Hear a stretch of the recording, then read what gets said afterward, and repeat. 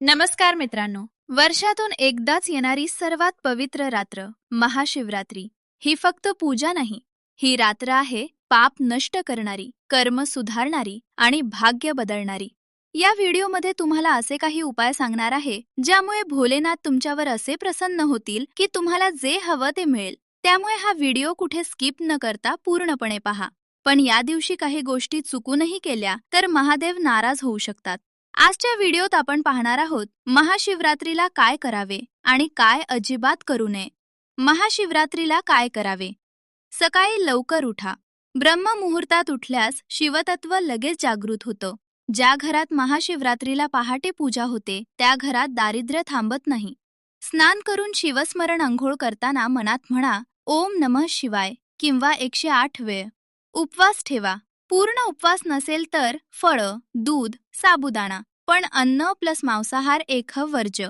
शिवलिंगावर काय अर्पण करावे हे सर्वात महत्वाचं आहे. अर्पण अर्थ पाणी, जीवनशुद्धी, दूध, मनाची शांती, बेलपत्र, पापनाश, भस्म, अहंकार नाश, धतुरा, अहंकार त्याग, मध गोडवा जीवनात.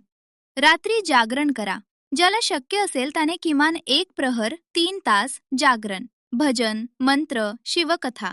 महाशिवरात्री जागरण जन्मोजन्मी पुण्य. महाशिवरात्रीला काय करू नये? मांसाहार दारू या दिवशी केलं तर पूजा निष्फळच नाही तर पाप वाढतं. केस कापणे, नखे कापणे.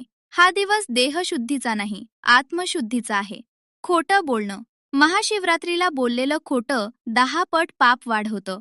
शिवलिंगावर चुकूनही अर्पण करू नका. तुळस, केतकी फुलं, कुंकू, हळद हे सर्व महादेवांना अप्रिय आहे. भांडण, शिवीगाळ. या दिवशी केलेलं भांडण पूजेचं पुण्य नष्ट करतं. महाशिवरात्रीचे 3 गुपित उपाय. उपाय 1. संकट नाशासाठी रात्री 11 वाजता शिवलिंगावर 11 बेलपत्र अर्पण करत म्हणावे, हे महादेवा, माझी संकटे दूर कर. उपाय 2.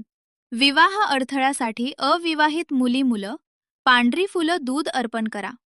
उपाय 3. पैसा अडलेला असेल, शिवलिंगावर मध पाणी आणि म्हणावे ओम नमः शिवाय 108 वेळा. भीतीदायक पण सत्य संकेत. महाशिवरात्रीला जर पूजा विसरली, मांस खाल्लं, देवाची टिंगल केली तर पुढील 40 दिवसात मन अस्वस्थ, कामात अडथळे, पैशाची गळती हे खूप लोकांनी अनुभवलं आहे.